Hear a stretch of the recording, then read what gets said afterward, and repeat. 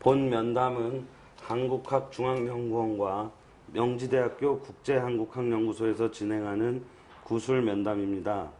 오늘은 이윤기 전 국회의원님의 3회차 면담입니다.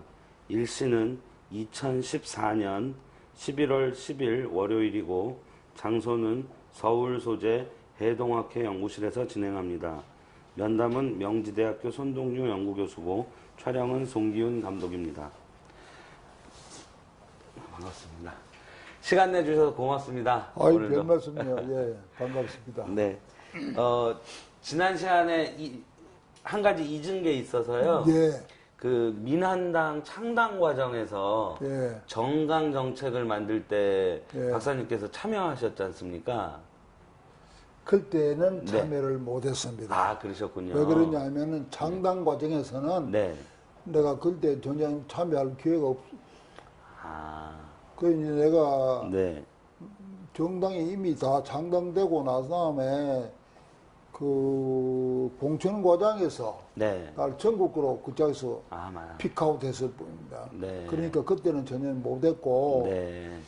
2년 후에 네. 그 전당대회 때 그 전당대회가 되게 경연제로 합시다. 네. 2년 후에 전당대회 할 때 그때는 내가 정책연구실장이었기 때문에 자년 권유하게 되는데 그때 챙겨 보니까 창당 과정에서는 정강 정책을 할 수도 없어요. 옛날에 신민당 하던 그걸 그대로 뺏기가지고 그대로 했던 겁니다. 아. 예, 그러고 그 후에 이제 내가 손질하면서 새로운 걸 좀 삽입하고 뭐 조금 진보적인 성향을 띠는 것도 넣고 그래 했는데 놀라운 일은 정강정책이라는 게 정당에서 얼마나 중요한 겁니까? 그런데 그렇죠. 관심이 없어요. 의원들이요? 예, 의원들이고 당원들 관심이 없고 그때 그 사람들 관심은 그 전에 신민당 때 대여 투쟁하던 민주화 주장하는 거 민주화 이거 하나가 목표입니다. 그러니까 나머지는 막 정책이라 할 수도 없고 그래요. 그러니까 거기에 익숙해 있어가지고 민주화가 안 되는데 뭐 정강 정책이 뭐가 필요하냐 이런 식의 인식이고 또 정강 정책에 대한 이해도 별로 없고 그래 했는데 내가 돌아서 이제 수정을 좀 덜 했습니다만은 그때 또 놀라운 거는 내가 뭘 수정했는 자체도 관심이 없어요. 총재도 관심이 없고 정책의장도 관심이 없고 하는 말이 그 정책연구실장이 뭐 어련히 알아 잘했겠어. 이건 참 무서운 얘기인데 막말로 내가 공산당 그 내용을 갖다 집어넣어도 모르고 넘어갈 작전입니다. 네. 검토해보지도 않아요. 아니 뭐 정강정책은 뭐 이윤기 실장이 어린이 알아 잘했겠지. 그대로 방면에 들이쳐부는 거예요. 그런 정도로 정강정책에 대해서는 큰 관심이 없어. 그래서 내가 지난번에 말한 것처럼 세미나를 자꾸 해가지고 정강정책에 뭐 그때 이미 정강은 아니지만은 정책에 대한 관심을 자꾸 불러넣어가지고 네. 그때부터 유치성 총재가 네, 전에 이놈이 했지요. 각 신문사 돌아보고 네, 네. 아 이게 필요한구나. 네.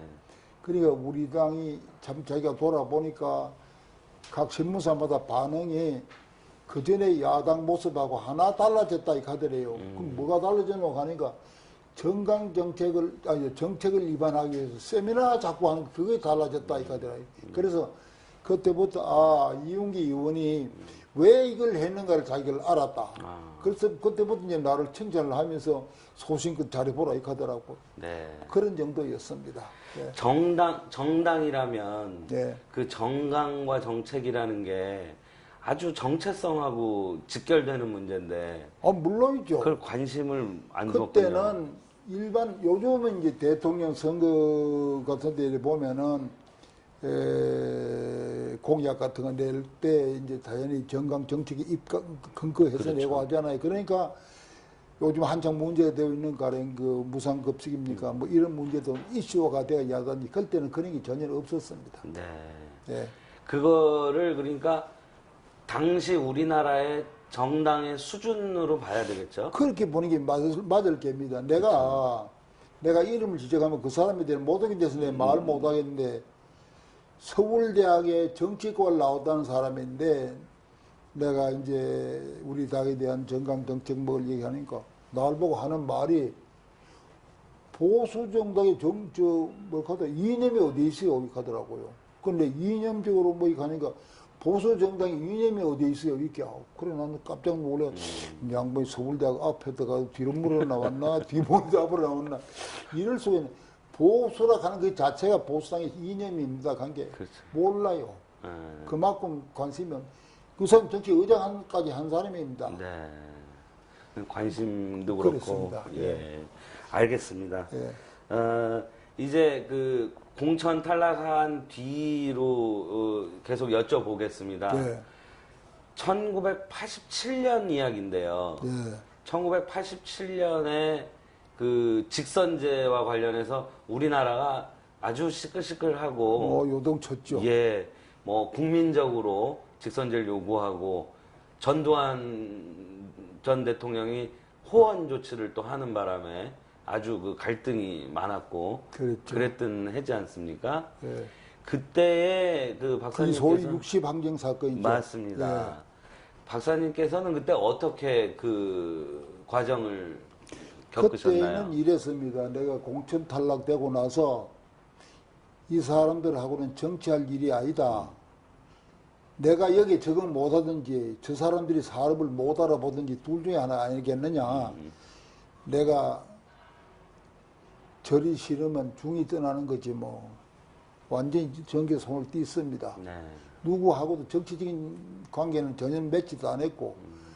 이제 그러던 저야 이제 자꾸만 그때일 거예요. 뭐 한국일보에서 그 정당의 뿌리에 관한 네. 예, 그걸 썼다. 그걸 한 1년은 그 매달려 있었고.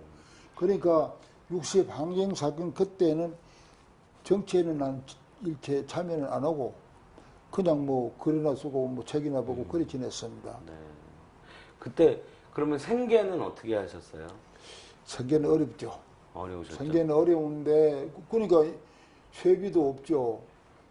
그래 유일한 생계비라 하면 한국일보에서 그때 원고료. 예, 원고료 그거를 의존하고 있었죠. 네. 있었는데 네.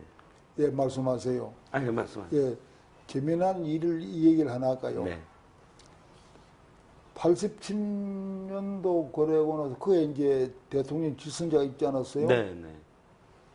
박보희라는 사람 아세요? 들어봤죠? 저기 저 통일교. 예. 예. 이 사람이 미국에서 나와가지고 네. 만나자 그래요. 네. 그래 내가 민수나도 없는 사람인데 내가 뭘 만날 거냐고 이렇게 하니까 누군가를 중간에 넣어가지고 꼭 뵀으면 좋겠다 하더라. 그 전에는 모르는 사이였고. 저는 모르죠. 일면식도 없고. 모르죠. 예. 일면식도 없지. 예. 그래 이제 만났어요. 만나니까 내 요약만 해 간추려서 얘기를 할게요. 만나니까 우리나라에 새로운 정당을 하나 만들어야 되겠는데 그 새로운 정당을 만들면 가능하냐 안 하냐 그걸 나한테 이제 자문을 구하는 겁니다. 진단을 하려고. 그래 내가 물었어요. 그 왜 나한테 묻느냐고 이러니까 그때 한국 정당의 뿌리를 그 한국일보에 썼는데 한국일보가 미주 사회에서는 그 지국이 제일 문점 생겨가지고 그게 네. 제일 많이 보급이 돼 있었어요. 네. 그걸 봤대요. 그걸 보고 이 사람이 한국 나간다 하니까 한국 나가거들랑 이윤기라는 사람을 만나가지고 랑 진단을 해봐라. 이 가더라는 거예요.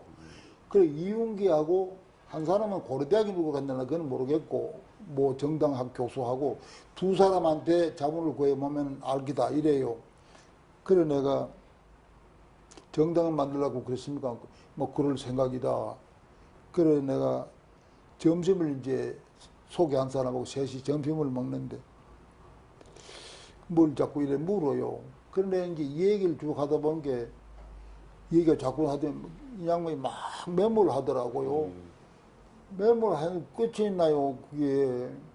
그래 이런 얘기를 했어요. 이 사람한테.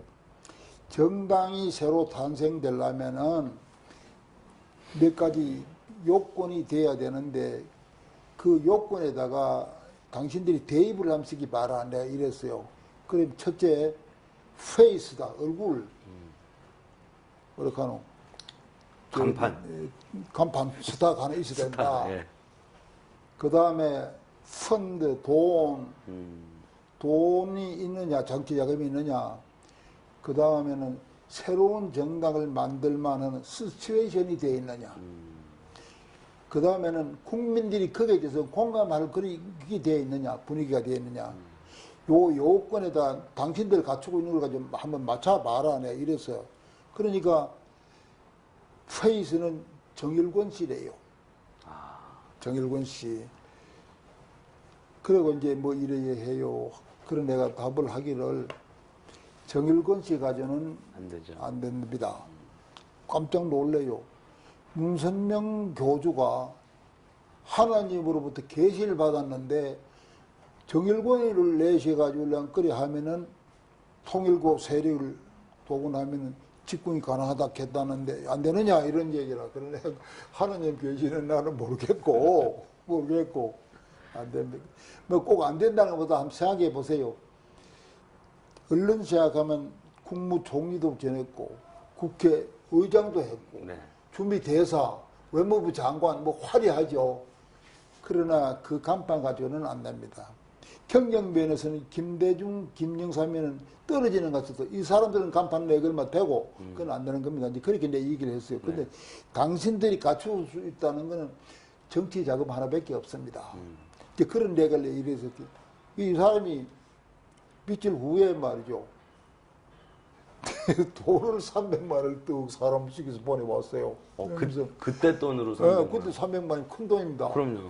주면서 그날 밥 먹으면서 하던 얘기를 좀 메모를 좀 해주면 좋겠다. 그렇게 연락이 왔어요. 그런데 이런지 하이 거절했으면 나는 못합니다. 내가 필적을 대화하니까만 하지만은 내가 필적을 넘겨주고 싶은 생각은 내가 없습니다. 꼭. 또 그렇다고 해서 그런 내가 그거다가 뭐 돈까지 내가 300만 원 받아갑니다. 그건 안 하겠다. 그런데 돌려보냈더니 야 세상에 별 사람 다 봤네. 우리 돈은 개도 소도 먹어도 아무 탈도 안 나는데 그러더래요. 예. 그때 사실은 나는 집에 쌀이 들들 판입니다. 안 그렇겠어 그때 그렇죠. 그 당시에. 그렇죠. 그런데 그래서 이제 나를 소개하고 하는 사람이 하는 말이 이 양반은 심산 김창숙 선생을 모시던 사람이 돼가지고 그런 거하고는 전혀 관계없는 사람입니다. 네. 아, 참 그런 세상에 또 그런 사람도 있구나. 네. 그런 일이 하나 에피소드가 있습니다. 그러고는 이제 선거에 나는 참여할 생각도 없고 나도 이제 뭐 밥벌이를 해야 될 판인데 김윤환 의원이 외무위원을 4년간 같이 했어요. 국회에 있을 때. 그리고 내가 경제기조 연설문 쓰고 또 저 한국일보에 이제 그 글도 쓰고 한 걸 보고 장강재한테 얘기를 해가지고 이 사람을 너희들 무엇입니까 논설위원으로 쓰면 아주 좋을 거다. 그래서 얘기가 됐대요. 그럼 날 보고 그 논설위원으로 가겠냐 그래요. 못할 거 없지 뭐. 그래 장강재를 만났어요. 만나가지고 거의 그런 선으로 합의가 됐는데 그런데 곧 이제 가야 참 취임이라 할까 뭐 해야 될 판인데 오늘날 갑자기 최영우 씨가 나타나가지고 그래 좀 도와줘야 된다. 아이 최 의원 나는 정치하고 손 떼서 안 와요. 그러니까 최영우 의원은 전에도 알고 계셨나요? 잘 알고 있었죠. 아, 어떤 인연으로? 하여간 야당을 하는 사람들은 이윤기라 하는 인간을 뭐 안 맞는 사람이 거의 소위 이제 정상급 내지는 중진급에 있는 사람 치고는 이윤기 안 맞는 사람이 없습니다. 다 만났습니다. 그때. 그래 하여간 이윤기를 만나가지고 뭐 자문과 그걸 많이 했어요. 그래서 최영우 씨가 와가지고 하는 말이 아주 친했죠. 그때 친했는데 지금 직선제가 되는데 이원이 도와줘야 되는데 아이 난 안 와요. 내 한국일보에 지금 가게 돼 있는데 그거 하는 게 양반이 한 말이 나를 보고 이 의원 지금 때가 어느 때인데 한국일보 논설위원 그걸 갈 거요. 민주화 해놓고 가요. 민주화 해놓고 가도 갈 수 있잖아요. 이 좋은 시기에 당신이 그리 가면 안 돼. 워낙 친우니까 뭐 반말 비슷하면 안 돼! 막 이러고, 그런 내가 가서 할 일이 뭐 있는데 뭘, 너무 할 일이 없잖소. 이러니까, 요런 대목은 아마 이 비화로 될 겁니다. 네. 난 잘 모르는데. 그때 김영삼, 김대중 씨가 서로 그 후보 경합을 할 때인데, 그렇죠. 이번 선거에는 왜 김영삼이가 후보가 돼야 되느냐 하는 그 논리 정의를 해달라는 겁니다. 아, 그러면서 하는 말이, 이 논리 정의는 정치학의 이론가이면서 정치에 참여했던 실전 경험이 있는 사람이 가능하지, 대학 교수만 사람한테 아무리 고명한 사람한테 갖다 맡기도 안 된다. 네. 정치만 하던 사람 사선해도 안 되는데, 이 교수는 학자에다가 정치를 해봤기 때문에 현실 강박도 있고 가능하기 때문에 그래서 특별히 찾아왔다 이런 얘기라. 그래 내가 그거 참 답답한 얘기죠. 그러면서 하여간 말이지, 요번에 선거 치르고 한국일보는 또 갈 수 있는 길이 있을 테니까 이건 치러가지고 도와주고 가야 된다. 그전부터도 김영삼 씨 내가 잘 알죠. 아, 잘 알죠. 네. 내가 안 갑니까? 이거 뭐 유치소인이 김영삼이 고뭐 이용 게 뭐 없었어요. 네. 그래 내가 고민을 하다가 그거 하자 그러면 도와줄게. 왜 도와줬고 하니까 왜 이분에는 김영삼이어야 되냐 하는 그 이론을 정립을 해가지고 당원들 교육을 시켜야 된다는 겁니다. 그 교육을 이제 실시를 하게 돼서 바로 여기서 요 얼마인데 요쪽으로 가면 저 빨간 벽돌 그 뭐인데 800m 거어서 이제 그 아지트입니다. 비밀 아지트죠. 그걸 정해놓고 800m? 예? 800m? 800m 뭐 사mon가 뭐 그래요. 호. 예. 여기 빨간 건물에. 빨간 거 조우에 올라가서 네. 하정으로 가면 조우로 가면 왜 또 사거리 있잖아요. 네. 사거리에도 왼쪽으로 꺾어지는 고개입니다. 아, 그래 이제 갔죠. 가니까 아주 정예부대 30명을 딱 데려왔어요. 그 방에 네. 딱 이어놔놓고.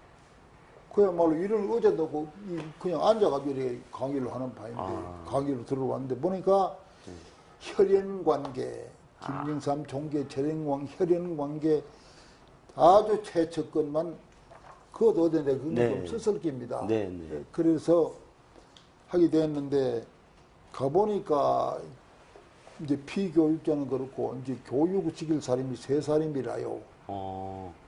한 사람은 이름 그건 적어도 괜찮을게요. 네. 손세일 씨고 예. 한 사람은 이영석이라고 있었습니다. 이영석. 중앙일보의 편집 부국장 하던 사람인데 그건 김영삼 팬입니다. 네. 언론인으로서. 네. 그래 이제 3사람의 강의를 하는 거예요. 박사님, 그 시점에서요, 박사님께서는 속으로 김대중, 김영삼 중에는 김영삼 쪽으로 비중을 두고 계셨나요? 그렇죠. 네. 그러니까 그 사람들이 이제 날뛰다가 그걸 하는 거죠. 예. 그래 이제 이 얘기가 각각 강의를 맞는데 무슨 손세일 씨는 김대중과 김영삼의 비교 네. 그거를 강의를 하고 또 이영석 씨는 김영삼 총재의 투쟁 경력 그거에 대한 이제 강의를 하고 나는 네. 왜 이번 선거에서는 후보가 김대중 씨가 아니라 김영삼이가 돼야 되느냐 하는 그 이론 정립을 내가 강의를 해야 된다는 겁니다. 네. 강의 제목이 그래 했어요. 각각 1시간씩 그래 했죠. 그러면 두 사람들은 비교하고 뭐 투쟁 경력하고 나는 이제 내 강의 내용이 가장 핵심이 그거예요. 생각해 보세요. 그렇잖아요. 네. 그래 이제 헤어졌어요. 한번 하고 헤어졌는데 그 다음날 또 이제 멤버를 또 그거는 이제 다른 또 아주 적의 부대 또 30을 또 데려왔어요. 네. 그 서석재하고 아. 저 조영우 둘이가 이제 그걸 컨트롤 해가며 데려왔어요. 네. 그 방에는 마침 김영삼 씨의 사촌 동생 너 아나? 김영호 씨가 그 방을 이제 관리하고 그래 합디다. 김용자인가요? 영자. 이 영자, 영자. 김영호. 아, 오. 사촌이니까 영자. 예, 요 호자가 이거 하늘 호자입니다. 네, 네. 가를 밑에 하늘 자네. 그런데 이튿날 가니까 손세일이하고 이영수 씨는 없어요. 나만 혼자 왔어요. 그럼 놀라면서 왜 나만 혼자 왔노? 다른 사람 왜 되노 관계? 당원들이 강의를 들어보고 김대중, 김영삼 비교는 우리도 다 안다기야. 그거는 우리 첫걸에서 본 사람인데 우리가 모르느냐? 김영삼 씨의 투쟁 과정도 다 안다. 그 사람들 못지않게 우리가 다 봐서 안다기라. 그거는 필요 없다. 교육 과정에서 없고 이윤기 교수가 하는 그게 우리한테 절실하더라. 이런 내용입니다. 그 요지는 이런 겁니다. 내가 강의한 요지는 자 진짜 왜 김대중이가 이렇게 김명삼이가 네. 있는 그 논리 정리하기는 그 쉽지 않습니다. 그렇죠. 그래 내가 이런 얘기를 했어요. 제 전제를 대통령이라고 하는 자리는 그 사회가 처해 있는 상황과 인물의 접합점의 산물이 대통령이다. 이해가 갑니까? 우리나라가 처해 있는 상황하고 어떤 인물이 필요하냐에 따라서 선출 당선되는 그게 대통령이다. 네. 그렇게 내 얘기를 전제를 깔고 그럼 우리나라 어떤 상황이냐 이거부터 설명해 가는 겁니다. 네. 우리나라는 이제 민주화로 가는 게 이제 과정이었는데 김영삼하고 김대중 씨하고 비교를 하면은 이분에만은 김영삼 씨가 돼야 되는 이유는 김대중 씨가 만약에 되면은 군부에서 가만히 있을 그때 상황이 아니었습니다. 또 덜먹거리요.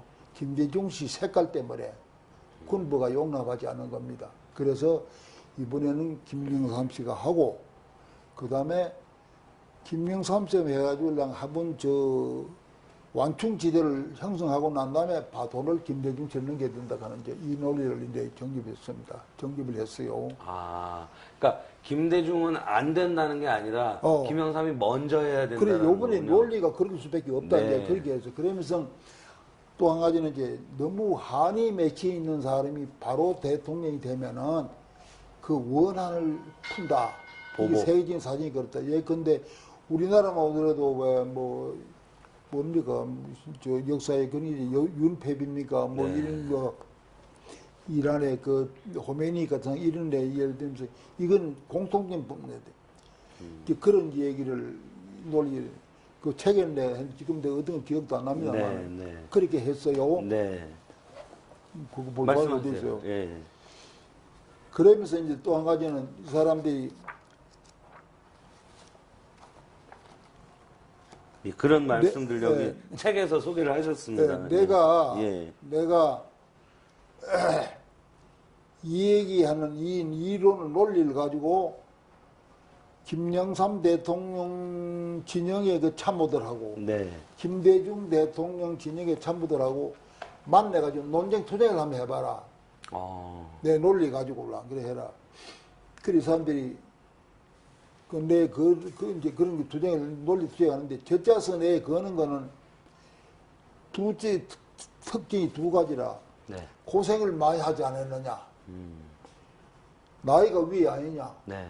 그래 이번에 김대중 씨가 하고 다음에 김영삼 씨가 해야 된다 하니 그 논리밖에 없어요. 그 상황 논리 이런 건 없는 겁니다. 네. 그러니까 그 나라가 처해 있는 상황과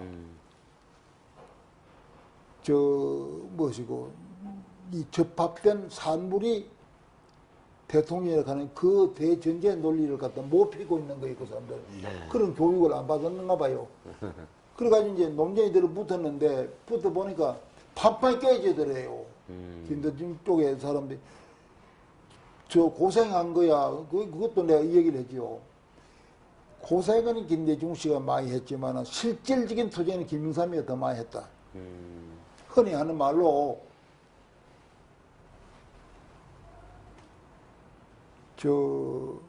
사도가 갈라고 이래 길을 닦아 놓은 게 무엇이가 지내간다 하는 말듯이 김영삼이 국내에서 고생도 많이 하고 실질적인 투쟁은 김영삼이 많이 했고 김대중 씨는 그동안 해외에 나가지고 고생은 했지만 실질적인 투쟁은 없지 않느냐. 논리도 한번 따져봐라. 실적을 한번 따져봐. 이제 이런 식으로 저쪽에다 반격을 하니까 자꾸 꺾이더랍니다. 그리고 네. 상황에 따라가야 되지, 나이 한두 살 더 먹은 그거 가지고 나이 앞설 일이 아니지 않느냐. 김대중 씨가 나오면 틀림없이 군부에서 가만히 하니까 여기에 이제 밀려가지고 난 거. 그래서 어떤 사람은 그 논리 좋습니다. 이 감성 어떤 건 소화가 좀 덜 되는데 교육 한 번 더 받아야 한 번 더 오는 사람 되고 이래 됐어요. 네. 그러고 나니까 그게 이제 반응이 좋으니까 국회의원들도 교육을 다 많이 받았죠. 김영삼 쪽. 예, 김동룡이가 예. 김동룡이가 비서실장 할 때인데 차장하던 최기선이라고 있었습니다. 네. 인천시장. 예. 그 사람은 비서진 몽땅 한 연합 밀고도 그래 한번 받고 또 김영삼 대통령 진용의 국회의원들 비서들도 와가지고 몽땅 한번 받고 그래 뭐 최영우, 김영희, 서수지 이 사람들 전부 내 교육을 다 내 농을 그 다음에 누구들 다 내 제자 아이가 그런 농을 했어요. 그랬는데 이 논리가 자꾸만 이래 전개되면서 차차 여세가 김영삼 쪽으로 기울어지기 시작했습니다. 그럴 때 김영삼 쪽에는 빨리 전당대회를 열어서 후보 경선을 하자. 네. 김대중 씨는 자꾸 뒤를 미금 밀었습니다. 네. 그러다가 나중에는 저쪽에서 평화민주당을 만들지 않으면 그거는 결정적인 실수입니다. 내가 들으니까 그 후에도 김대중 씨가 자기 일생일대 큰 후회거리가 그거다 하더래요. 자기는 그때 이렇게 생각했다는 겁니다. 나한테는 이게 마지막 기회다. 그 다음에 판도가 가장 유리하다. 왜 그러냐 하면 영남에는 노태우, 김영삼이가 표논하고 김종필 씨는 충청권 개발 그 별거 아니고 호남권은 내가 몽땅 다 먹고 서울에 와 있는 호남 사람들 그 다음에 자기 고생한 데 대한 동정심 이거 합치면은 가장 유리한 구도다. 이번에 내가 이걸 앞세우면서 해야 된다. 이래가지고 그냥 절박하게 해야 되겠는데 전당대회 하려니까 자꾸만 밀리고 하니까 자꾸 이래 밀어왔던 겁니다. 시일이 촉박하다가 아주 시일 있다. 뭐 상관이 있느냐 이러는 거 시간을 슬슬 빼면서 그래 이제 사실은 내용적으로 창당 준비를 했던 겁니다. 네, 그래가지고 평화민주당 만들어 나가니까 그것이 바로 여당에서 뒤에서 조정했다는 말이죠. 이거는 물론 내가 뭐 근거는 없습니다만은 그때 뭐 정치 자금까지도 두 김치를 쪼개놔야 된다. 이거 가지고 김대중 씨 창당 자금을 대했다. 뭐 이런 말 이거는 그야말로 떠도는 소문이지. 뭐 내가 받았는데 그러나 상당한 신빙성이 있다는 게 그 당시 중론이었습니다. 네. 그러니까 그때 상황으로는 내가 판단하기에는 누가 뭐니 하더라도 그다음 한 분까지는 두 사람 다 한 분은 더 시켜줄 수 있게 돼 있었어요. 김대중 씨가 뭐니 하마 그 다음에 김영삼, 그 다음에 김영삼이와 김대중 씨. 그래서 심지어 장을병 씨라고 있었습니다. 성대 총장. 네. 이 친구가 김영삼 씨한테 가지고 김대중한테 중간에 조정하려고 김영삼이한테는 후보를 하고 김대중 씨한테는 다음을 보장하기 위해서 당을 맡기라, 국회 맡기라, 뭐 이러기를 했는데 그게 잘 안 됐어요. 네. 그래가지고 두 분 다 욕을 잡다하고 자기는 에이 더러운 놈들 그 양반도 성질이 좀 그런 게 있습니다. 정치 떠나버리고 그런 일이 있었어요. 근데 그 전부터 두 분은 이렇게 좀 라이벌 아닌가요? 김영삼, 김대중? 그건 뭐 그야말로 그건 뭐 라이벌 중에 그런 라이벌이 없죠. 그쵸. 예, 그건 뭐 운명적인 라이벌입니다. 예. 근데 결과적으로는 김영삼 대통령이 먼저 하고 그 다음에 또 김대중 그게 대통령이 하고 하는 것이 옳았어요. 그렇게 됐네요. 그런데 예. 어느 날 파리스 호텔인가 거기서 지금 그 후에 김대중 진영 사람인데 한 사람은 국회의장을 했고 한 사람은 국회 부의장을 한 사람입니다. 그까지는 이름 대주기 싫은데 네. 말씀하셔도 되는데요? 그래요? 예. 그 책에 나와 있습니다. 책에도 성함은 안 나와 있어요. 예? 성함은 안 나와 있어요. 안 나와 지금. 있어요? 예, 예. 에이, 그러면 피하는 게 낫지 뭐. 뭐 그렇게 크게 저기도 아닌데. 그러죠. 뭐 김원기, 김홍기 의장이. 그다음에 김덕규, 아, 부의장 하셨던. 이 두 사람이 왔어요? 만나자 그래서 만났어요. 네. 만났는데 자기는 나를 만나가지고 내 의견을 떠보러 위해서 왔는지 만난 김에 이런저런 얘기하다가 물어보는 건지 그건 모르겠어요. 그런데 이 의원은 이번에 누가 후보가 돼야 되느냐 이래 물어요. 그런데 그건 김영삼 씨가 하는 게 순리다. 그 왜 그러냐? 아까 논리가 왔는데 그러니까 아무 일을 달지 않아요. 고개 끄덕거리고 이래. 둘 다요. 예, 그 둘 다 비교적 합리적인 사람들입니다. 네. 마구잡이는 아니거든요. 네, 네. 김원기 저 사람이 상당히 원만하고 좋은 사람이고 네. 김덕규도 내가 11대 때 같이 해봤잖아요. 4년간을 해봤는데 괜찮은 사람이에요. 네. 그 제대로 머리가 돼 있는 사람들은 그래 하고 당뇨파들이 뒤에 가서 막 압력 내가지고 그때 김대중이나 김영삼이나 자기 마음대로 결정을 못 할 때입니다. 이게 몇십 년 만에 오는 기회인데 말이지 우리 의사를 버리고 마음대로 당신 마음대로 갈 거요. 참말로 어려운 결정입니다. 그래. 네. 그래서 김대중 씨도 마음부터기 뭐 그래 돼가지고 했는데 그 후에 후회한다 그래요. 그때 나는 마지막인 줄 알았는데 그 다음에 또 하고 또 한 번 하는 기회가 있었는데 네. 이렇게 됐구나. 그때 김대중 씨가 한 말이 있습니다. 뭘 간주합니까? 내가 한 표가 많아도 내가 더 많은데 나한테 양보해야 될 거 아니냐 이런 말 하면서 그게 무슨 만약에 말이에요? 예. 표 결과 내가 한 표라도 적이 나면 내 정계를 영원히 떠나겠다 그런 말까지 했습니다. 그건 내가 한 말이 아니고 신문에 다 흘른 말입니다. 예. 그랬는데 영남에 둘이 쪼개 먹어도 김영삼 씨가 더 많이 나왔거든. 예. 대선 결과는 예. 김영삼 2등 했죠. 그렇죠. 노태우, 김영삼, 김대중, 김종필이 이렇게 그렇죠. 나왔죠. 예. 그게 예. 내가 표가 많아도 한 표가 많다는 건 무슨 말이죠? 아니 대통령 선거 결과에서 네. 내가 표가 많아도 한 표가 더 많이 나올 텐데 김영삼 씨가 나한테 양보해야 될 거 아니냐 이 말입니다. 자신감이군요, 그러니까. 자신감이 산 자신감에서. 그 자기가 생각할 때는 호남은 혼자 몽땅 다 먹고 네. 서울에 고생한 사람도 이겼고 그 다음에 이제 영남에는 호남보다는 인구는 많다 하지만 둘이 쪼갤 거 아니냐. 그럼 당연히 내가 아니냐 이런 생각을 했던 겁니다. 네. 그래서 내가 잘 아는 어느 친구가 국회의원도 같이 하고 대학에도 있던 사람인데 김대중 씨한테 가서 총재님 이번에 4강 구도가 가장 총재님한테 유리한 구도입니다. 하니까 보디만 역시 박사구만 박사서 안해 이 카드래요. 그만큼 자신감이 넘쳤던 겁니다. 이른바 사자 필승론이라고 네. 그 있었죠. 예, 그랬죠. 예, 그랬군요. 나는 뭐 표현을 4강이라 했습니다만. 네네. 그런 말이 있었죠. 그 김원기, 김덕규 그 의원들은 또 안 찾아오고 한 번만 왔다 간 건가요? 한 번 만났어.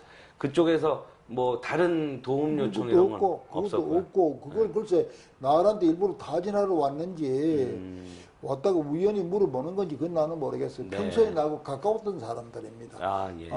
그때 내가 그런 말 하기가 상당히 어려웠어요. 상황이. 네. 두 직속부대가 왔는데 나한테 그렇죠. 그걸 묻는데 내가 이번에 김문삼이 했던데 가기가 말하기가 쉽지 않죠. 분위기상. 근데도 이제 하셨고. 뭐 나는 뭐 내가 느낀 대로 보는데 그대로 얘기하지. 네. 누구 눈치 볼 필요도 없잖아요. 그렇죠. 예. 아까 그 여기서 교육하셨다고 그럴 때요. 그 비밀 교육이죠? 비밀 아무도 모르게. 아무도 모르게 하는 거죠. 네. 거기 온 사람들만 알고. 그렇죠. 그거 뭐 교육 한다는 거 아무도 몰랐지. 그렇죠. 예. 그때에 혹시 이른바 김영삼 측에서 교육하시면 좀 수고비도 드리고 그랬나요? 없었어. 그러면 그냥 봉사하신 네, 거군요. 그냥 봉사. 아, 그때 뭐 정치 자금이 있나요? 그 사람들한테 없고 예. 또 줘봐도 내가 그걸 받을 형편도 아니고 내가 받아서도 안 되고 그래가지고 내가 이제 그러고 그랬는고 나니까 예. 그 다음에 성북구에다가 선거대책위원장을 하라고 줘요. 구요. 성북구 선거대책위원장. 예.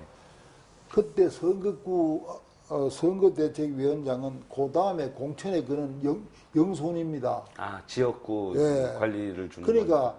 그거를 하려고 막 애를 많이 쓰죠. 돈을 막 이것까지 다 마을 쓰는데 모시는 돈을 막 바로 서구구 거기에다가 그걸 하라고 했는데 그래 그 최영우가 네.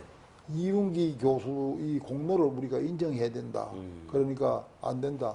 그건 무락해도 이윤기 해야 된다. 이래가지고 또 최영우라는 사람이 어리도 있을 뿐만 아니라 주먹도 있고 마구잡이 밀어제기는데 누구도 감당을 못합니다. 아, 공천하기 마음에 안 드는 말 이거 서류를 이렇게 떡 깔고 아니 마음대로 해봐. 밤을 새도 알아서 해라. 뭐 이래 버리는데 갈발 수가 없어요.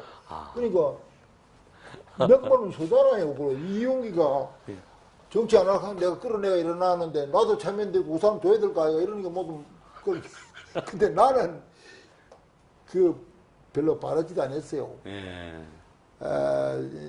정치하고 이거 요것만 도와주고 나면 이제 나는 끝난다 이렇게 생각했고 하고 나니까 문제가 생겨요. 아니 그 선거대책위원장 맡고 나니까 선거대책위원장은 맡겨놔 놓고 자꾸 교육을 시키라 한단 말이에요. 그럼 내가 그거 가서 봉사를 운동을 해야 될 거 아닙니까? 네. 심지어 지방의 순회 나중에 뭐 공개적 순회하면서 이제 강의를 하는 거예요. 대학생들 상대로. 대구 그 경북대학 가서도 하고 이걸 이런 짓도 했잖아요.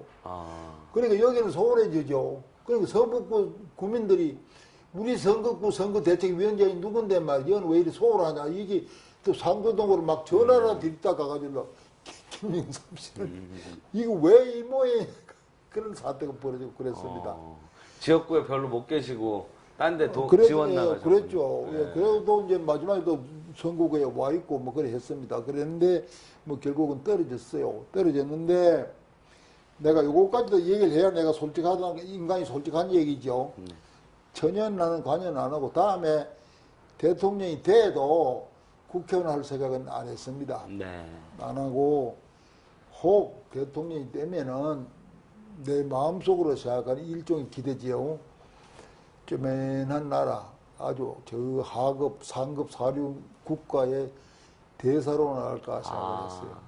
그건 내가 외모임을 4년간이나 했고, 네. 또 유학했으니까 뭐 영어로 헬로가 되고 하니까, 그건 내가 할 만한 자리야. 그리고 또 야당 내에서는 그건 희망한 사람이 없어요. 네. 무슨 영어가 돼야 될 거 아닙니까? 그러니까 희망자가 없고, 전부 국회의원만 하러 가는 바이지. 그러니까 그거는 희망하면 나한테 간단하게 도록이 돼 있어. 경쟁자가 없으니까. 그거를 했는데, 대통령이 떨어져 버리나니 뭐, 그 꿈은 뭐, 흘러가고. 그리고, 그 다음에 이제, 그러고 나서, 고위덤에 바로 총선거가 있었지 않았어요. 근데 박사님, 네. 그때 상황 하나 더 여쭤보면요. 그 대통령 선거를 치르려면 네. 구를 맡으셨는데 거기 조직이 있을 거 아닙니까? 네. 선거 조직이? 예. 그러니까 당 조직이? 예, 있죠. 그 당 조직 상황은 어땠나요? 뭐가 좀 있던가요? 그때도 보니까, 네. 종전에야 당이 하나로 내려오다가, 네. 김영삼, 김대중 후보가 쪼개지니까 그렇죠. 완전히 쪼개져 버렸죠. 야당이 쪼개진 거죠. 예. 어, 완전히 쪼개져. 그때 그때 그 신문에도 나오고 텔레비도 나오고 했지만 너무 지역 감정이 대립돼가지고 김영삼 씨는 저 호남에 가서 호유세를 못 했지 않았어요? 그렇죠. 예, 막 돌 던지고. 돌 던지고 막 그러고 저 주유소에 가면 휘발유를 안 해주고 그랬잖아요. 김대중 선생님 망세 3번 불러라. 그래야 길을 먹어주겠다. 이게 말이 안 되죠. 김대중 후보도 또 부산 가서 또 또 그리고 서로가 그 모양이 됐죠. 네. 예. 그래도 이 양반이 거기서 했어요. 김영태선, 김영삼 씨가 오됐어요. 그랬나요? 들어오세요. 김대중 씨, 김영삼 씨는 못했죠. 예? 김영삼 씨 유세를 하다가 중단해서 맞아 죽을 지경인데. 뭐. 김영삼 씨는 전라도에서 못했다고. 못했어요. 그때는 앞에서 최영호 막 이런 사람들이 막아서 돌이 막 날라오니까 그냥 막 도망을 쳐버리고. 한두 사람이 막을 수가 없죠. 김대중 씨는 그걸 이래 보면 이제 지역 세력화가 영남 사람들 그렇게 악독하지를 못해요.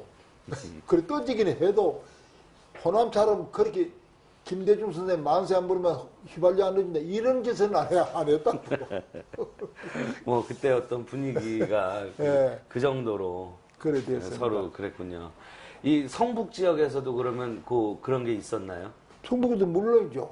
그 예. 하부 조직 안에서도. 예, 예. 예. 하부조직 완전히 쪼개졌고 선거 유권자들도 내가 나가 보니까 감이 잡혀요. 명함을 들고 김영삼 지연서 나와서 다 가면 이거 보고 나면 필요 없어요. 탁 이래 버린다고. 평민당 쪽에서는. 예, 그건 평민당입니다. 그건 아무리 사정해봐야 안 돼요.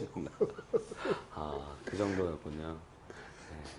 그때 예. 선거 치를 때 그 구 대책위원장을 하셨으면 그 돈이 필요하지 않습니까? 돈이 운동하려면. 필요하죠. 그건 어떻게 조달하셨나요? 돈은 자기가 조달해야 될 판입니다.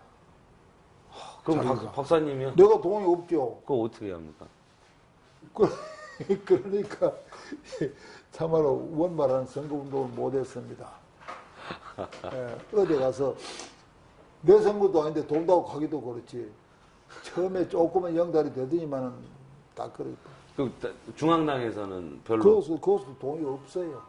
어, 예. 이게요, 확실히 된다는 보장만 있으면 재벌들도 막 투자를 하는데 그렇죠. 그게 없지. 거기에다가 체면적으로 할 수밖에 없는데 양쪽에서 골라줘야 될 거니까. 네. 김대중이 하면 김영삼이 두 그룹 쪼개줘야 되는데 한쪽으로 흘러 들어올 수가 없죠. 네. 그 선거 자금은 아주 미약하게 흘러왔는데 그건 뭐 갖다 댈 데가 없습니다. 네. 그 내가 돈이 없으면 나 풍부히 못 쓰지. 네. 그래 됐죠. 어렵게 하셨군요. 네.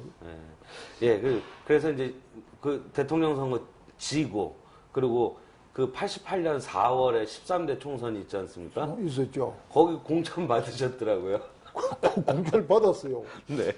더 웃기는 얘기입니다. 공천 신청을 안 했어요, 나는. 아, 신청 자체를 안 안 했죠. 했죠. 내가 선거 나 끝나고 나면 나는 이제 그만 내 길로 간다고 안 했는데, 최영우가 그때도 말이죠. 공천 신청은 안 해도 이웅기는 공천 줘야 된다. 이래가지고 내가 공천을 준 겁니다.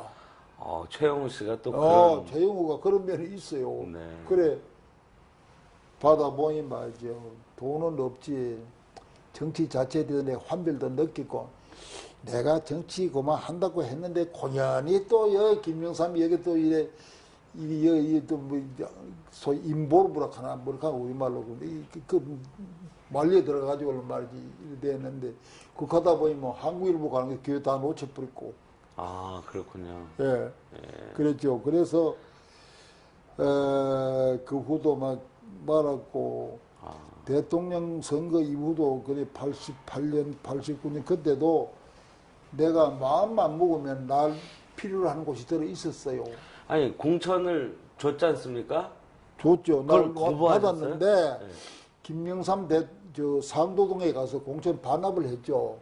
직접 가셔서요? 직접 갔죠. 누구한테 갑니까? 내가 가야죠. 총장님 감사한데 내가 뭐 여러 사진 못하겠어. 뭐 이래 보더니만 이거는 야당 선상 처음 있는 일이다 이렇게 하더라고요. 그렇죠. 서울에서 제1야당이 공천을 받으면 당선이 거의 뭐 된다 하는 바인데 이 참 희한한 일인데 뭐 저는 막 못하겠습니다. 그리고 신문에 고단하게 나대. 크게 났습니다. 네, 신문에 났어요. 불출마 선언 이렇게 해서. 네. 그러니까 그게 이해거리가 되죠. 그럼요. 모두 공천 못 받아 야당인데 공천 줘도 안 하겠다 하니 말이지. 그 희한한 일 아닙니까?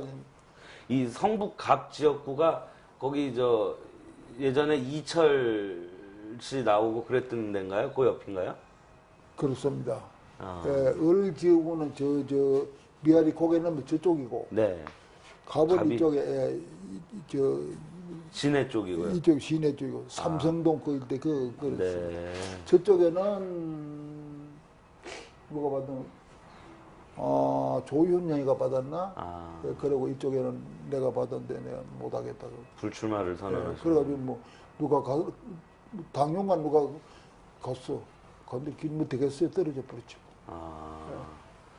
그렇게 하셨군요. 그럼 그때는 이제 정치는 다 접고 완전히 접어버렸죠. 접고 예.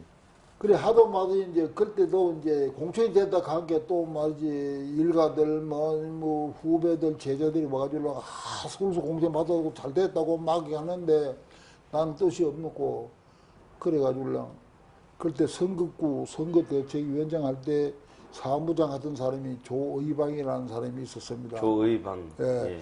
조의방 씨가 한때 내가 편지라 했더니 요만한 쪽지를 전해보자. 나는 출마하지 않으니까 조윤 그때 조윤영이가 아니라 현성일입니다. 현성일이 참 그때는 현성일, 예. 예. 현성일 씨를 도와줘라 하고 나는 말 와보죠. 돌아보지. 그래가지고 그 길로 있으면 나도 괴롭고 해서 그 집사람을 데리고 여행을 가버렸어요. 외국으로요? 예? 외국? 아니지 외국 갈 돈이 어디 있어요? 그렇죠. 예. 누가 바람 쏘이러 가라 하면서 돈을 좀 줘. 그래가지고 저게 동해안으로 해가지고 네. 무슨 그 온천 좋은 데 있잖아요. 동해 쪽에요? 예, 그 좋은 거 있잖아요. 삼척? 모르겠습니다. 무슨 더감공천 모르겠어요. 아이고 우리나라에서 물 동해 제일 쪽에. 좋다는데 거기에요. 거기 갔다가 예. 그 다음에 이제 김영호 씨한테 갔어요. 김영호 씨가 김영삼 씨 사촌. 사촌이거든. 그래 부산에 간 게 아이고 참 미안합니다. 수고만 하고 뭐 어쩌고 에이 그런 소리 뭐 밥이나 한 끼 먹고 뭐 잊어버리자 뭐 그래 그 길로 그때가 4월 초니까 그렇. 진해 군항제가 열리고 있을 때예요. 그래 집사람하고 뭐 군항제 가자. 그거 가자. 그래 한참 배워놓고 서로 올라왔죠. 뭐. 네. 그래고 또 이따라서 거기에 대해서 물어볼 게 있으면 물어보세요. 예. 아니, 이제 공천을 반납한 것도 참 신기한데요. 근데 한 가지, 이제 나중 일이긴 한데, 15대 때는 한번 무소속으로 출마를 한번 하시죠? 그건 나중에 내가 얘기할게요. 그건 따로 말씀하세요. 그건 얘기하겠고. 그 다음에 요 과정 하나 한 게, 네. 우리나라 야당 선거 사상, 네. 가장 유명한 선거 구호가 못 살겠다 할아버지죠. 네. 그건 알죠? 예. 그 다음에 유명한 선거 구호가 군정종식입니다. 네. 기억납니까? 나죠. 군정종식에 관한 그 구호를 내가 만든 겁니다. 아까 그 논리 개발의 연장선에서 그러셨군요. 김영삼 후보 포스터에도 찍혀 있지 않았습니까? 거기에서 이제 군정종식 김영삼 무슨 송이라고 뭐라 하는 거 네, 뭐죠? 하여튼 선거 때. 예. 무슨 송이라고 하는 거 그거 있잖아요. 예. 그걸 그래가지고 그게 막 판을 치고 돌아다니니까 그게 그야말로 유명한 그거를 내가 김덕룡 이 사람들한테 선거 구호를 이번에 해라. 군정이냐 민정이냐 이런 내가 그래 쳐라 이번에만 이랬거든. 그래 무슨 군정 종식을 갖다 내거라 했더니 그래 군정이 그렇게 좋았어요. 그런데 재미난 얘기는 그때 노태우 진영의 선거 사실상 책임자는 내무장관 아닙니까? 여당에서 그렇죠. 항상 내무장관, 그렇죠. 선거장관 해야 되거든. 그때 선거장관이 이상희 씨라요. 이상희 장관. 이상희 씨요? 이상희라고 내무장관 있어요. 이상희 씨가 내무장관 됐나요? 예? 이상희 씨가 내무장관 됐나요? 그 사람 내가 중학교 1년 또 후배네. 이상희가. 네. 그래, 이상희 씨가 그래. 그분이 저기 과기처도 하고 그러지 않았습니까? 그 이상희가 아니고. 제가 그러면 착각을 했구나. 아니, 그건 이상희, 그다 희다마다. 동명이인이군요. 예, 한자로서만 다릅니다. 예. 이상희는 내무장관다고 나중에 건설부 장관다고 그런 그, 사람인데 사람 참한 사람입니다. 네. 아주 정통 관료입니다. 그래 그 얘기가 그런 말을 해. 선거 끝나고 나서 이제 뭐 여야 관계없이 친구니까 고향 친구고 하니까 아이 사람아 자네 그 군정 종식 내 그런 말에 혼이 났다 이렇게 크게 대응할 만한 선거구를 아무리 만들라 해도 안 되더랍니다. 보통 사람들 그래서 그렇죠. 내 건기 보통 사람을 내 그랬대요. 보통 사람 내 거고 하나 안고 있는 그런 예. 그런 얘기를 해요. 그랬군요. 그 대통령 선거 때 하나만 더 여쭤보면요. 예. 당이 쪼개지기 전에요. 평민당 만들기 전에는 아까 저 박사님이 논리를 개발하고 해서 김영삼 후보 쪽으로 많이 이제 이렇게 논리적 뭐라 그럴까요? 그 승세를 잡았는데 예.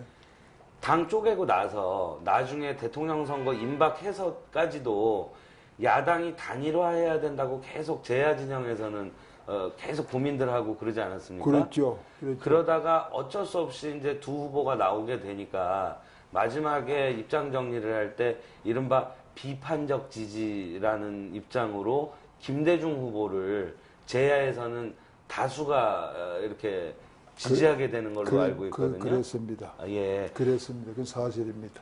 당내 분위기하고 그 제야까지 포괄한 분위기하고 이렇게 차이가 있는 거는 왜 그랬을까요? 표의 차이가 있는가? 그 입장의 차이. 입장의 차이는 김대중 씨는 다분 진보적인 성향이 된 사람들 아닙니까? 아, 성향상. 예, 그러니까 제야 사람들이 진보적인 성격을 띠는 사람들이니까 그래 되는 것이죠. 아, 예.